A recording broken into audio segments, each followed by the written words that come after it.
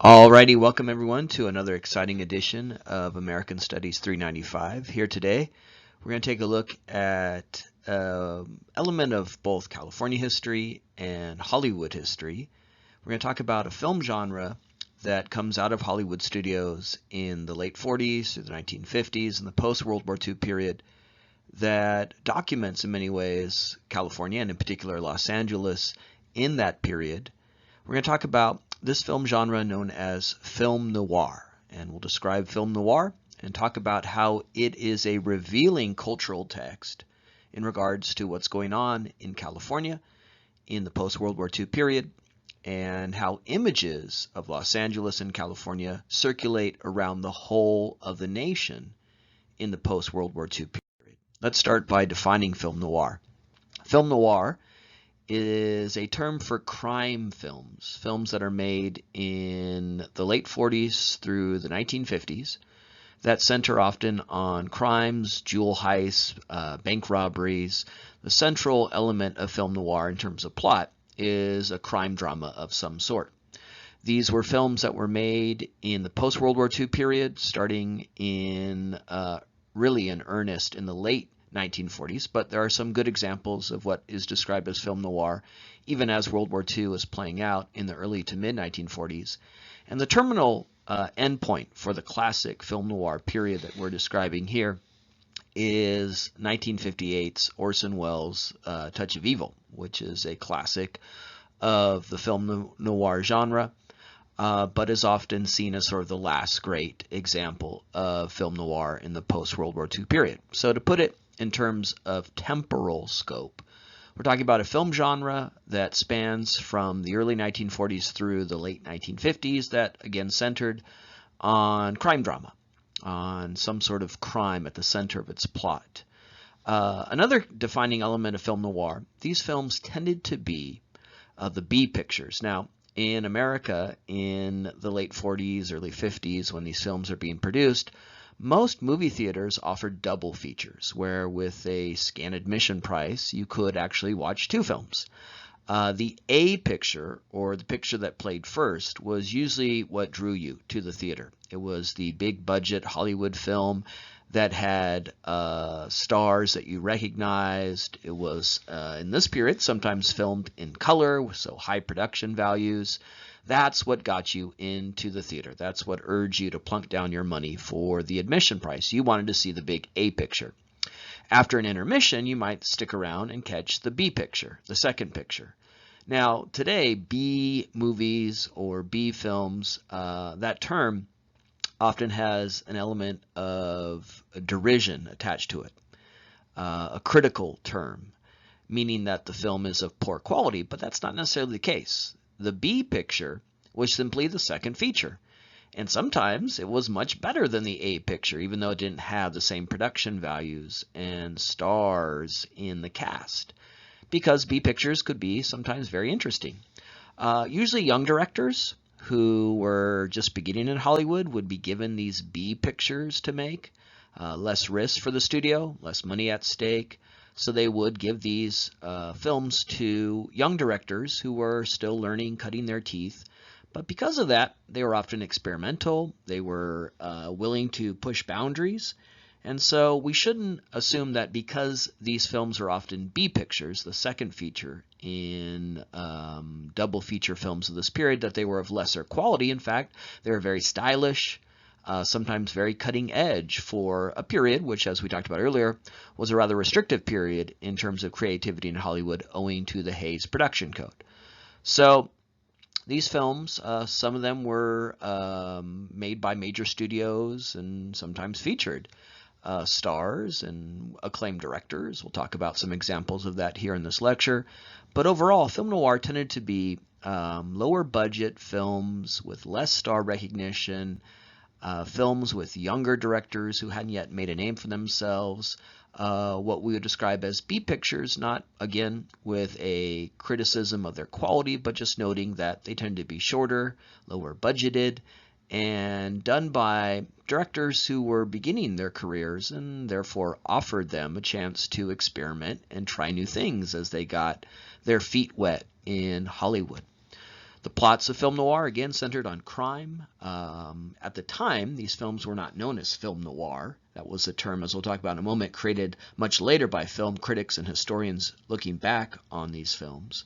At the time, they would be called crime films, because at the center of the plots of these films were bank jobs, jewel heists, murders, some sort of crime. And because of that, these films tended to have sort of a bleak element to them.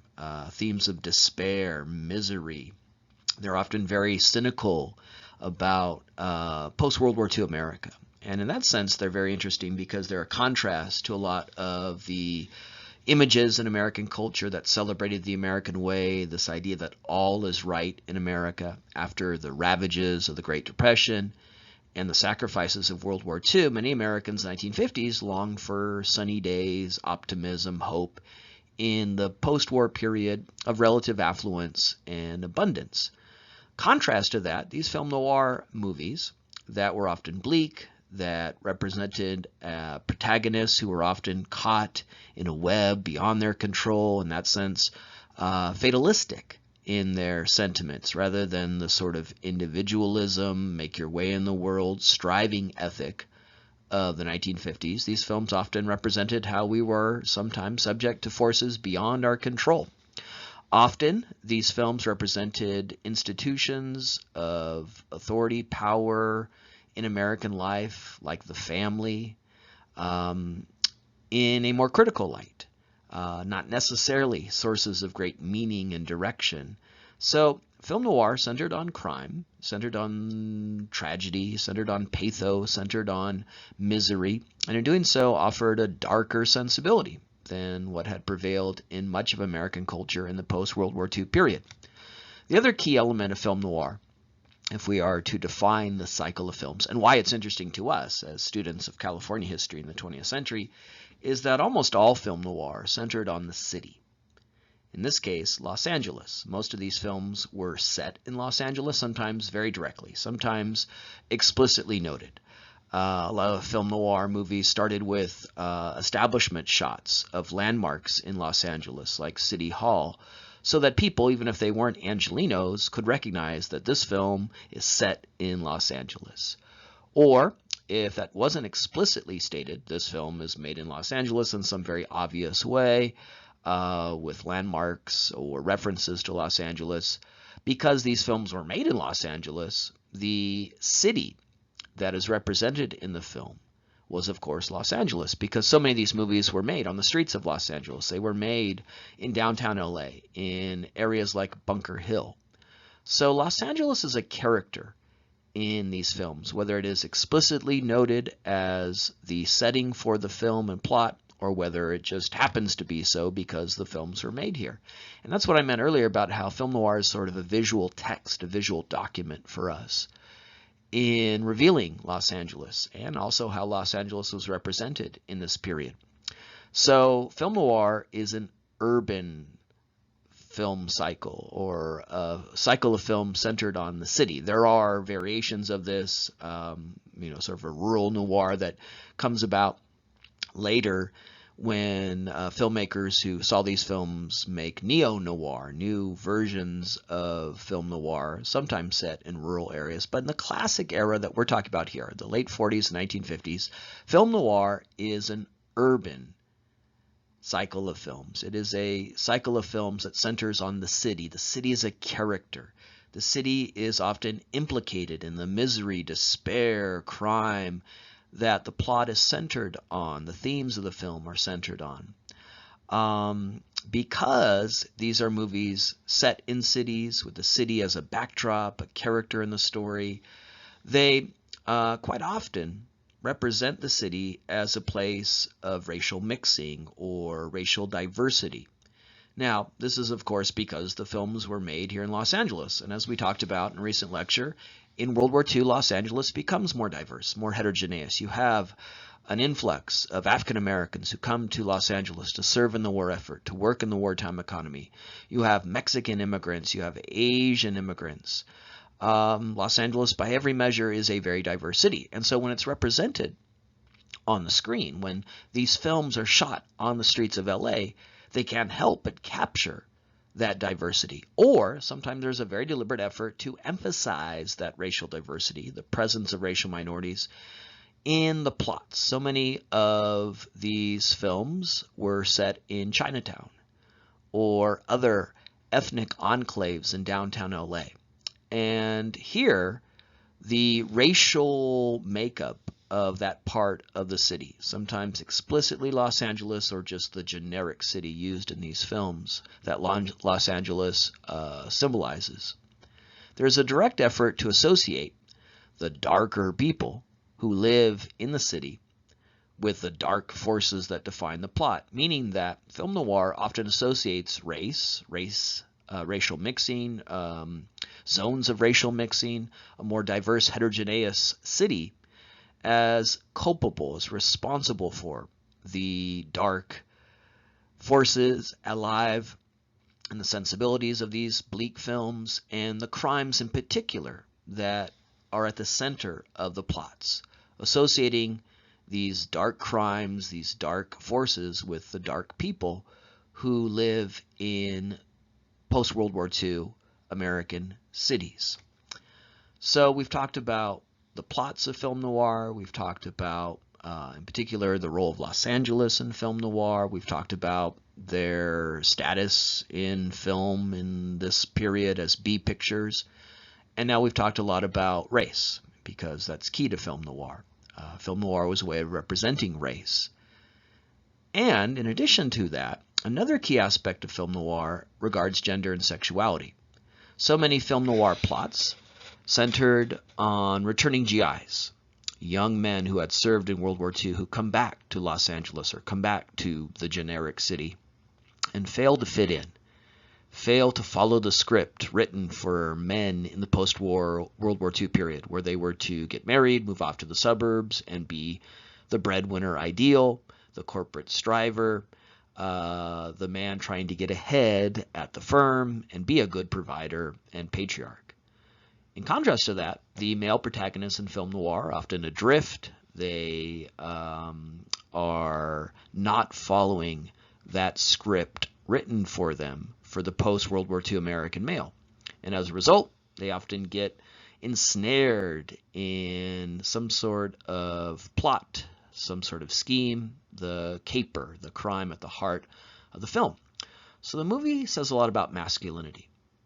In the process of being ensnared, swept up in the dark forces of the city and drawn into that crime at the heart of the plot of the film, there's often in film noir female characters who are single, unattached, not following a script written for American women in the post-World War II period, where they were expected to get married, move off to the suburbs, and dedicate their lives to raising children.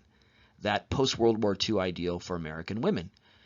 At the heart of many film noir movies, there is this female figure, this archetype of the femme fatale, the single, unattached woman, not married, not living in the suburbs, not dedicating her life to raising children, who is beautiful, striking, sexually alluring, who often exerts a certain control or power over the male protagonist, draws him into the crime. So the film has a lot to say about masculinity, the role of American men, and the perils if they do not follow that script, how they could be ensnared in some sort of crime, some sort of action that will lead to their personal and psychological demise. And the film, the cycle of films, film noir, says a lot about femininity, that you should fear the single, unattached woman with a psychosexual hold upon you who can be the source of your ruin. So film noir says a lot about gender values in post-World War II America, where men and women were expected to get married, move off to the suburbs, raise families. Here in film noir, you have these stories centered on single, unattached men and women in the city, far away from the suburbs, who ultimately are ruined by the city and their inability to follow the scripts written for the respective genders in this period.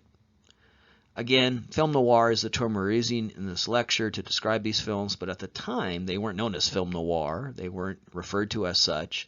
They would likely be referred to as crime films, crime dramas. The term film noir, which is so often used to describe and analyze these films was not coined until many decades later, when film historians look back on these films and saw these qualities and characteristics that define the genre.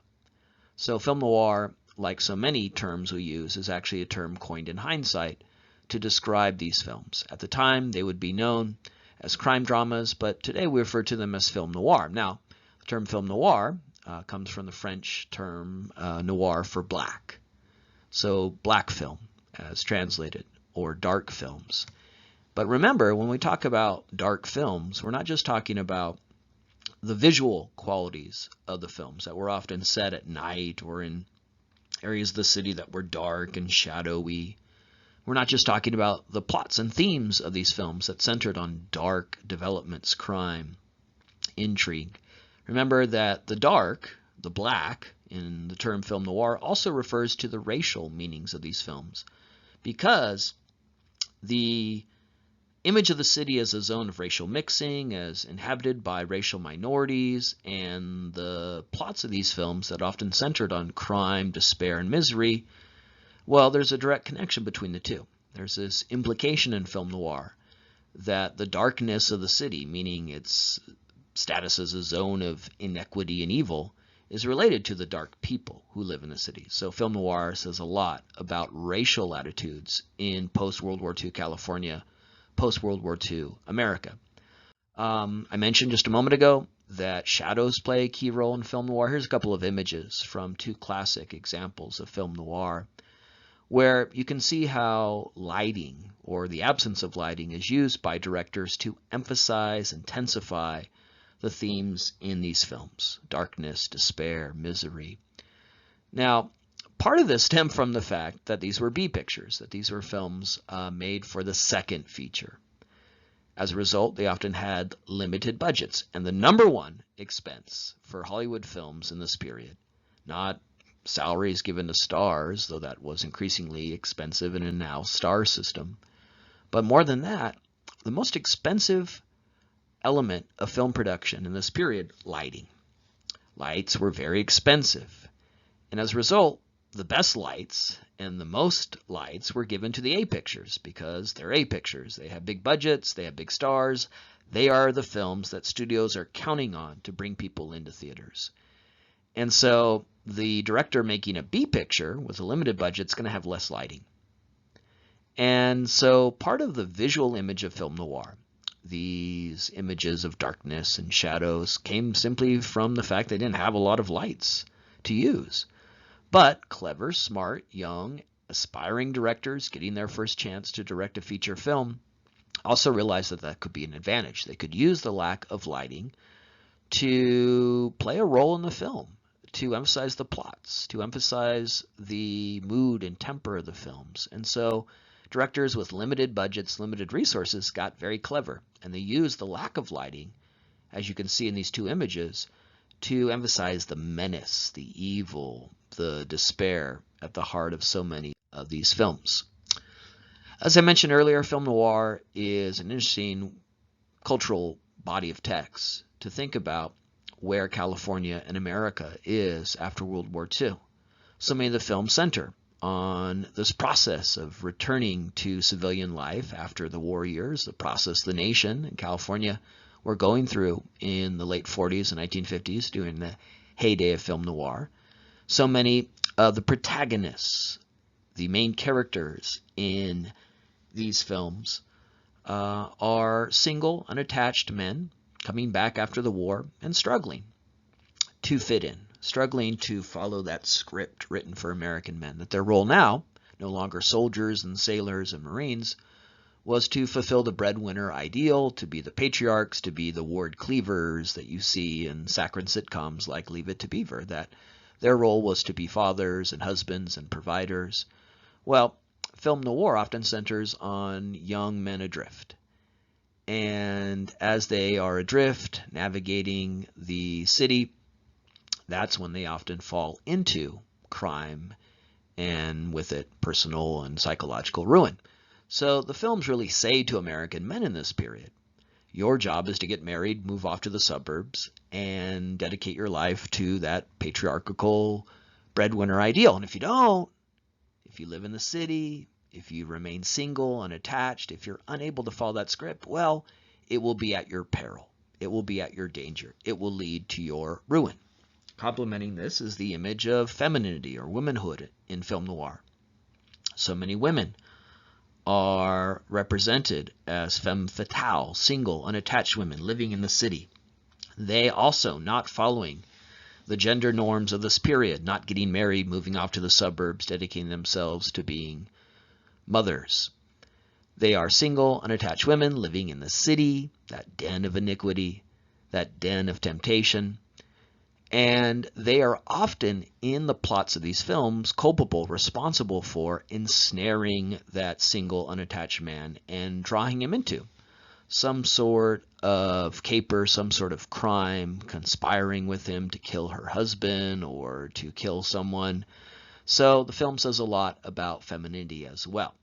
The film complements post-World War II America, in particular post-World War II California, in the way in which it condemns the city and by contrast, by contradistinction, celebrates the suburbs.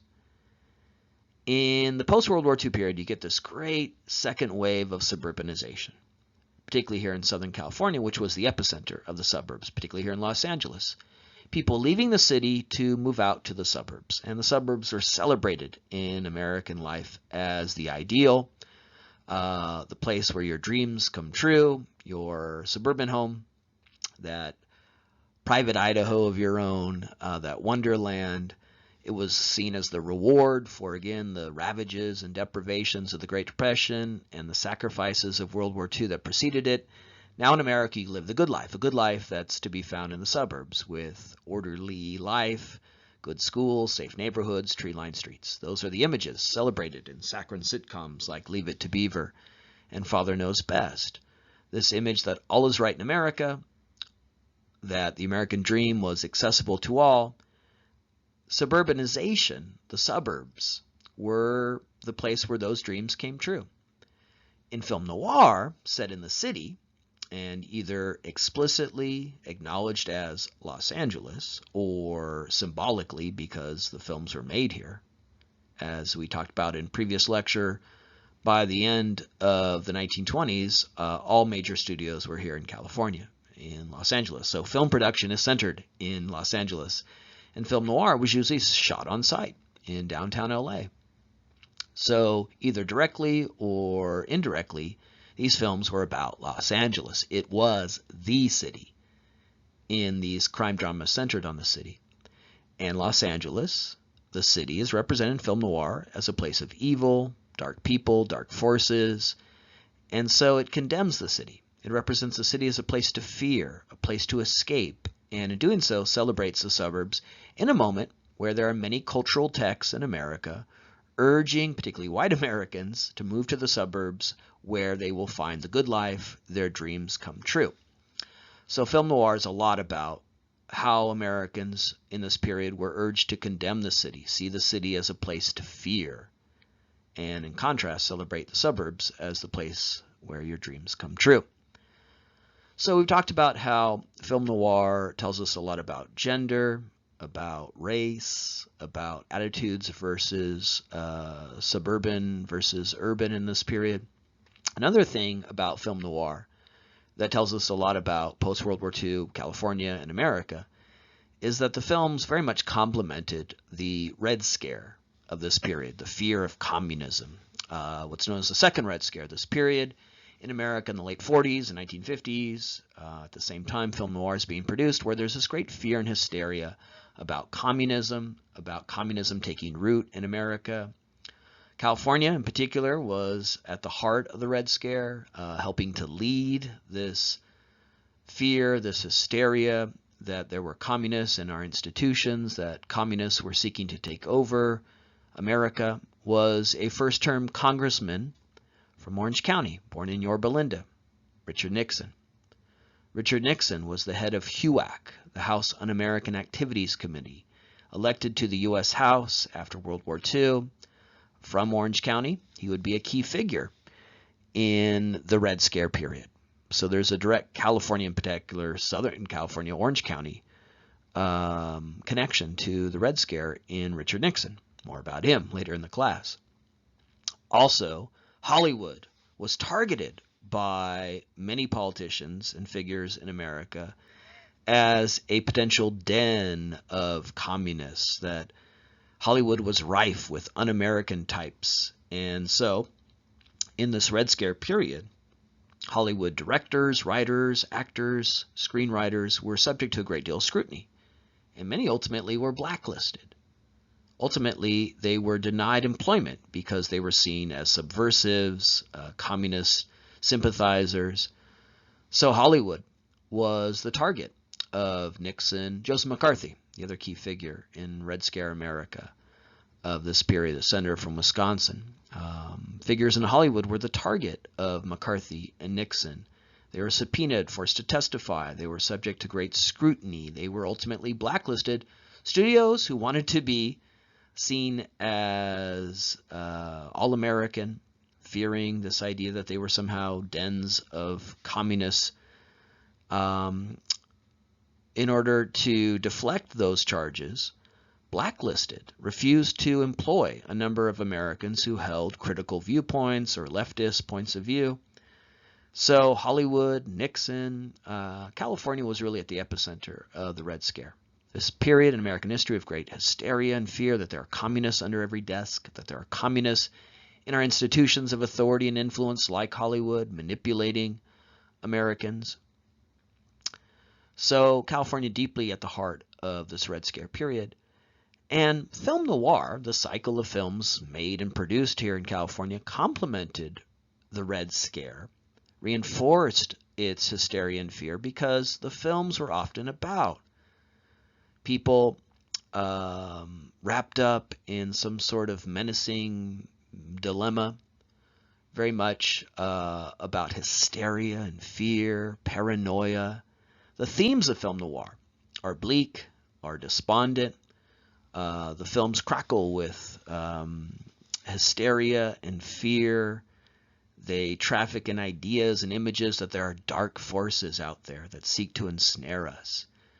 They are the exact opposite of the idea that all is right in America, we have nothing to fear, we're living the good life. Film noir trafficked in a very different sensibility. It told Americans there are things to fear, that there are dark forces, that they seek to destroy the American dream.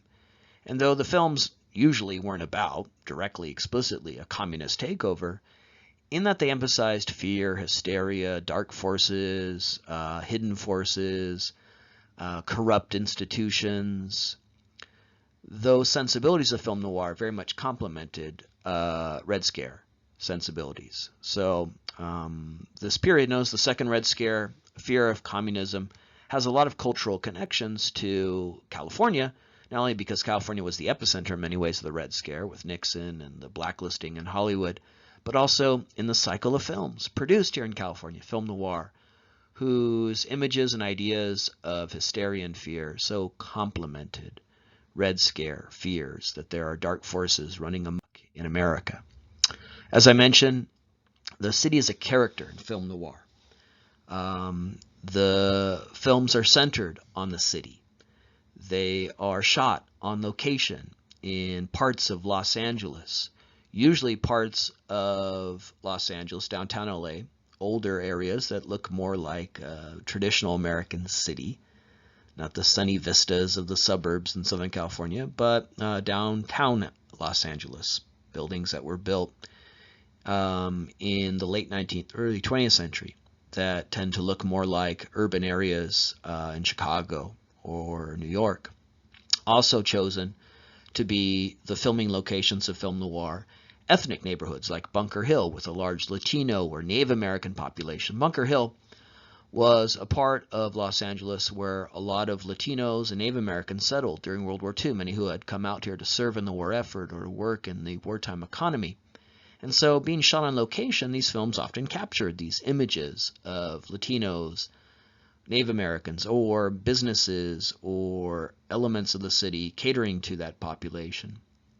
And so again, that's the racial aspects of film noir, associating the dark people in this part of Los Angeles or the generic city it's playing with the dark forces Bunker Hill was often chosen as a film location site for film noir because it was considered blighted, economically depressed, or crime-ridden, giving a greater gritty authenticity to these films.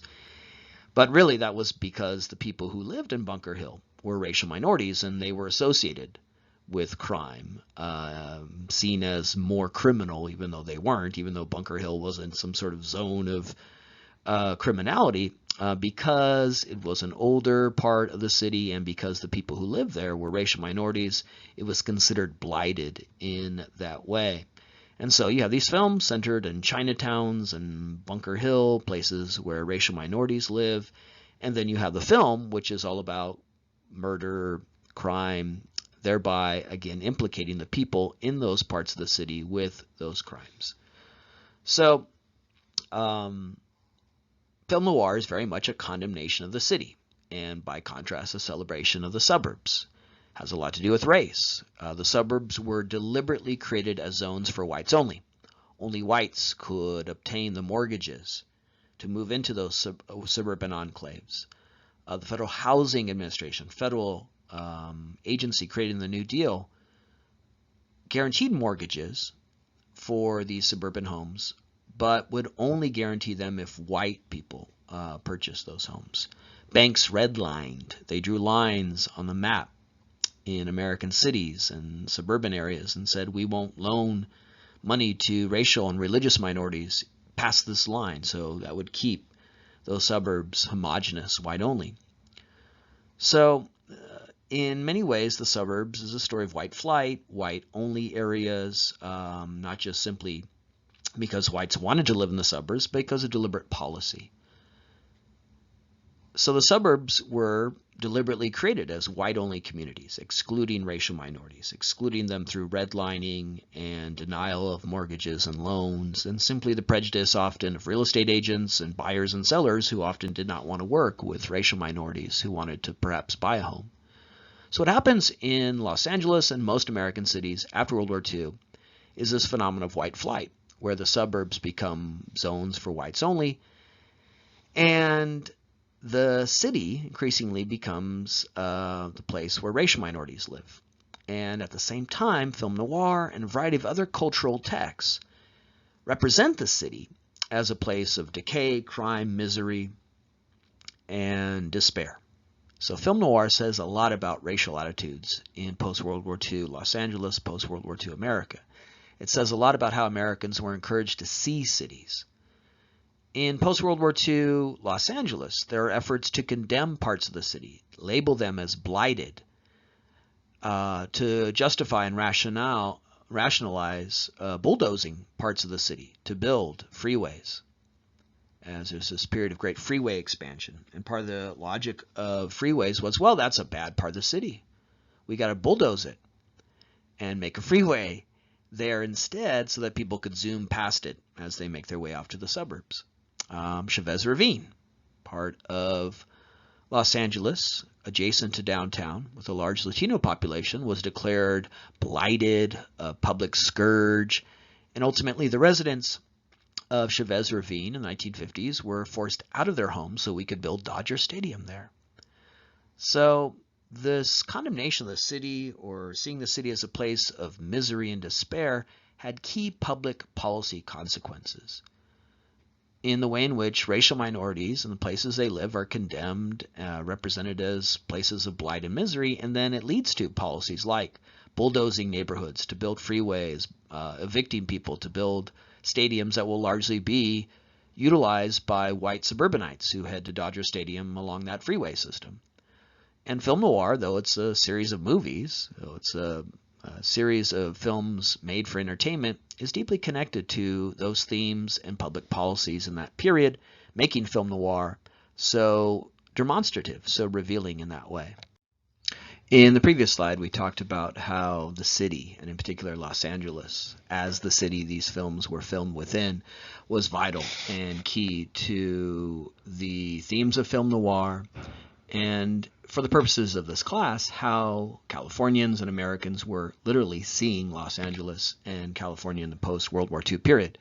But not all film noir was set in the downtown gritty areas of Los Angeles. One of the most influential and important examples of the genre was released in 1944, early in the cycle of films, and it's the exception to the rule in regards to film noir in many ways.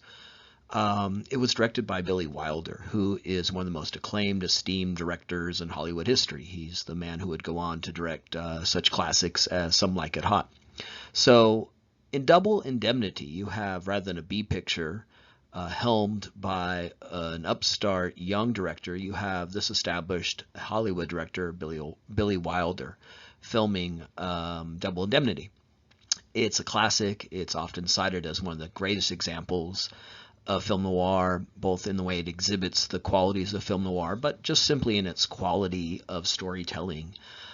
So Double Indemnity is an exception to the rule in that sense. It was made by an acclaimed Hollywood director. It had a star-studded cast, including Barbara Stanwyck, who was one of the most acclaimed actresses of this period.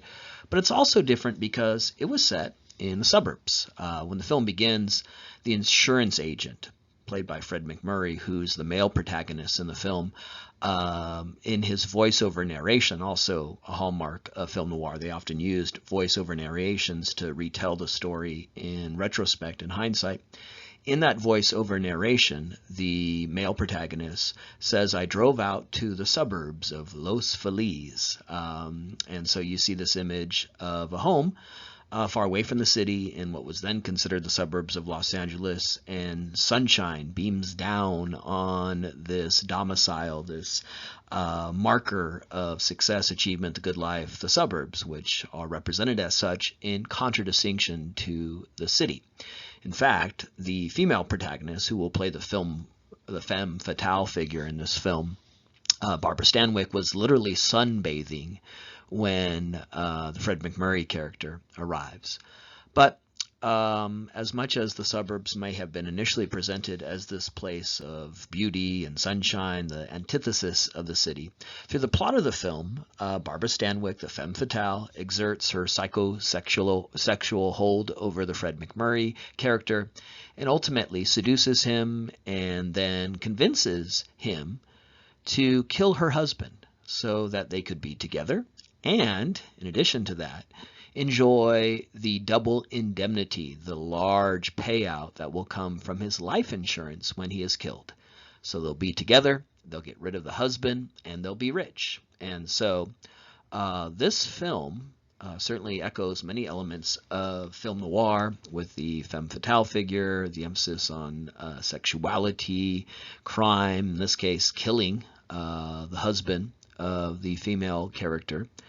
But it's different because it was set in the suburbs, and with it, therefore, you get the sense that the dark forces in the city aren't just in the city. They're everywhere in the sinister, venal, superficial landscape of Los Angeles. Double Indemnity made a big point about being made in Los Angeles or filmed in Los Angeles. There are those voiceovers that clearly identify places like Los Feliz, which ironically means happy, even though the plot is about the sinister killing of a husband. All these indications in the film that this is in Los Angeles, this is the Sunshine State, this is this image that we have of California, but then the plot takes this dark, sinister turn. And so not only did film noir condemn Los Angeles, downtown LA, the city, but also condemned all things LA, even the supposedly sunshine, halcyon environments of the suburbs. So Double Indemnity demonstrates how film noir could even condemn the suburbs, and in doing so condemn all of Los Angeles, and represent what was imagined to be the good life, the Southern California lifestyle, this ideal, a house in the suburbs, a car in the garage, as really masking sinister forces. And that's articulated as early as 1944, before the great wave of suburbanization and idealization of the suburbs in the post-World War II period. But with it, therefore, Double Indemnity seems to say all of Los Angeles is replete with these dark, sinister forces. What's really interesting about Hollywood, and we see it a good deal in this class as we examine Hollywood as a key part of modern California history, is that Hollywood, the industry here I'm talking about, that owes so much to Los Angeles, owes so much to California, that boomed and blossomed and profited here in Southern California, sure loves to condemn California. Hollywood often makes movies set in Los Angeles where LA is some sort of den of misery, despair, smog, traffic, gang shootings. How many times have we seen films where Los Angeles is represented as some sort of hellscape, or it's always being destroyed by radioactive ants in the 1950s, earthquakes in the 1970s, or aliens in Independence Day in the late 20th century? An industry that so benefits from California, so benefits from Los Angeles, loves to shit on Los Angeles. And you have that in Double Indemnity, which is this look at what is imagined to be the beautiful parts of Los Angeles, the suburbs, as also dens of iniquity, evil, and violence. So you take away from Double Indemnity, this classic film noir, this film early in the cycle of film noir that seems to set the template and image of film noir, that even the suburbs are places of vice, crime, despair, misery, where people will indeed not find their happiness in their private little domains, but instead find their personal and psychological decline. Now, again, Double Indemnity is interesting because it's directed by Billy Wilder. It stars Barbara Stanwyck. It's this very entertaining, compelling yarn. It's often cited as one of the best examples of film noir, as also just a great film, a great act of storytelling. If you ever get a chance to see it on TCM or at a revival theater, you should really seize the opportunity, because even in 2019, it really holds up. It's still a wonderful, well-paced, well-crafted work of classic Hollywood. But it is the exception, because most film noir set in the city, downtown, filmed in Bunker Hill, Chinatown, and therefore condemns the city and celebrates the suburbs. But Double Indemnity is a rich and remarkable exception to that. Alrighty, let's conclude our look at film noir with one more key aspect of this genre, and one that connects with some of the broader themes in this class. American Studies 395, in part, as we've already seen, is about this question of who is a Californian. And film noir also hits on that theme, because race, racial representations, the notions associated with dark in this film genre known as dark film, are key, not just to understanding the cycle of films, but also its significance in modern California history. We talked a lot about the use of darkness, shadows, in the visual representation of film noir. We've talked about the notion of evil, darkness, dark forces in the plots of film noir. So there's this emphasis on evil, crime, but remember, film noir was often set in ethnic and racial enclaves within Los Angeles, or the amorphous generic city in the plot of these films. So the dark forces, the dark themes, the dark imagery of film noir is intertwined with the racial meanings of film noir, because there's an association between these dark forces and the dark people who live in these parts of the city. Because film noir was filmed in Chinatown and Bunker Hill and various spots throughout Los Angeles, the racialized other, the Asian Americans, Native Americans, Latinos, were often seen in these films in the background. And in a lot of the plots of these films, the jewel heist, the caper, goes down in that part of the city, implicating, therefore, the people within that part of the city with criminality, associating racial minorities with all the dark forces that film noir traffics in.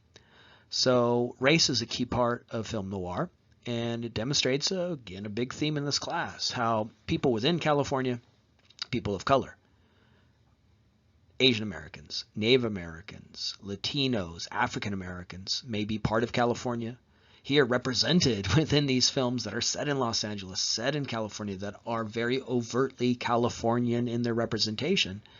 And yet, those racial minorities are often excluded from the dream vision of California as a place of prosperity and opportunity. Instead, they're indicted as part of the dark forces within California. So films of this genre were filmed in downtown LA. They were filmed in racial enclaves.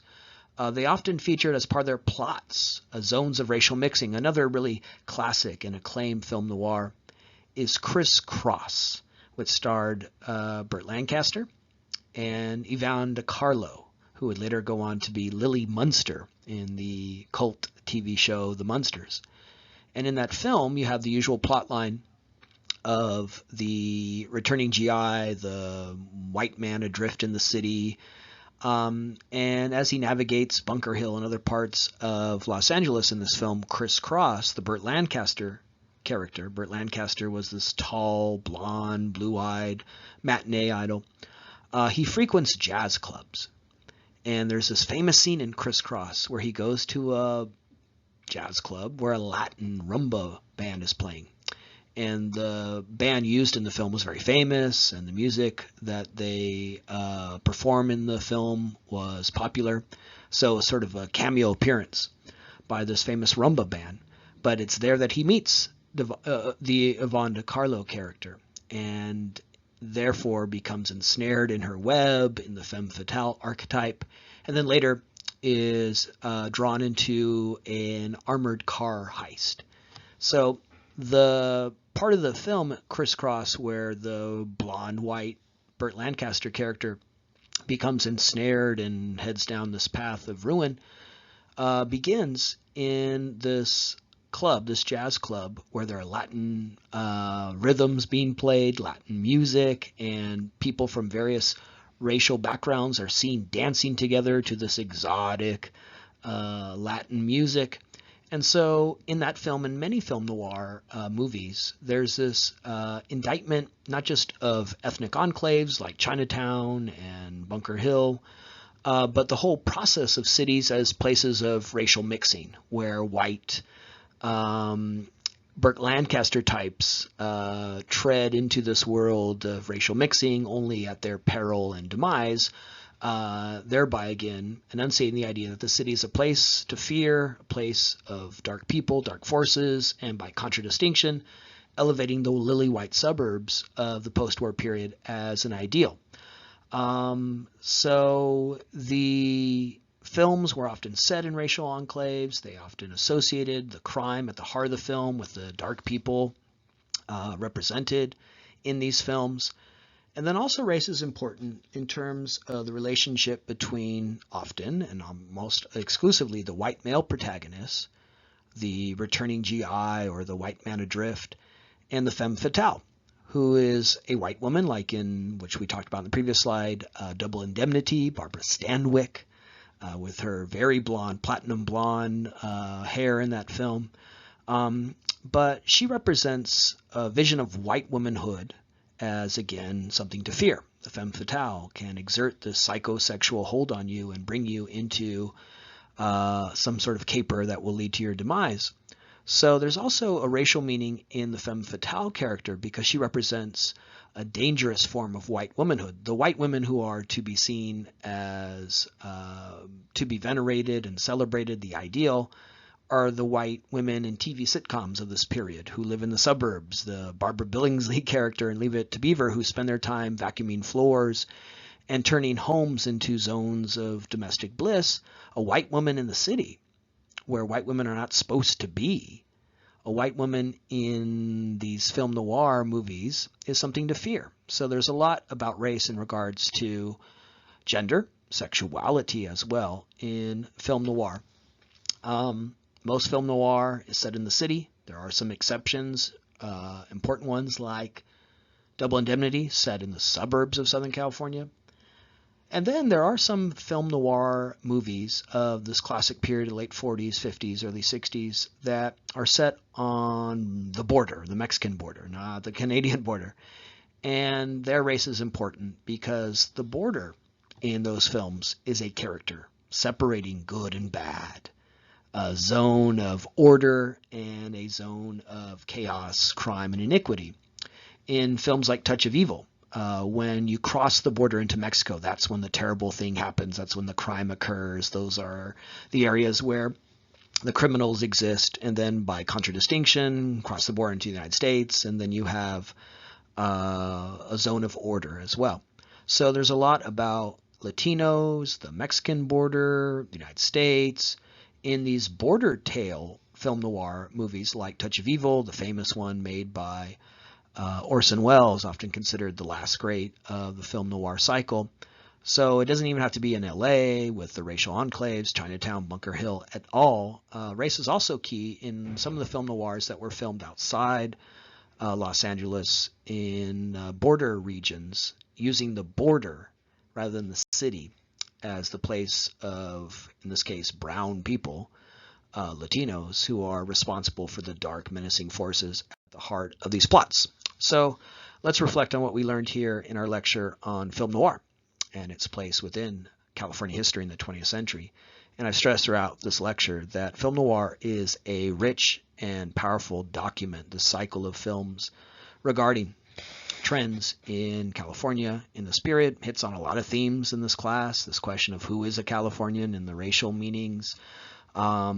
It's a good example of how California is seen around the nation, around the world, the visuality that comes with California cultures in the 20th century, a lot in the cycle of films. It speaks to race, gender anxieties after World War II, where there's great emphasis on women getting married, moving out to the suburbs, men fulfilling that breadwinner ideal.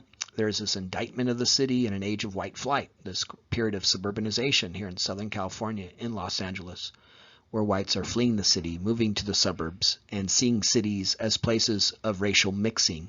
That's a historical phenomenon in this period. It's part of the social, political, cultural history of Los Angeles, and it's reflected in these fictional films. So here, film is a great document in regards to major trends in California and American history in this period. There's a way in which film noir speaks to the McCarthy era fear of communism, the hysteria, the sort of sense of fragility in America that was often seen as a place of order, stability, but the menace of communism, dark forces creeping into America, is also reflected in these films that traffic in paranoia, fear, hysteria, rather than this idea that all is right in America. And that also speaks to how, despite the fact that we often think of the 1950s as this period of tree-lined streets, harmony, relative affluence, and a post-war economy, advances in institutions of middle class striving, the GI Bill and the investment in education. Also in the 1950s, there was a sort of restlessness, a sense that maybe not all is right in America. And so you have the saccharine sitcoms of this period that emphasize this idea that order, stability, a post-war period of progress is booming. And then you have film noir, which is sort of the other vision of America and California in the mid-20th century.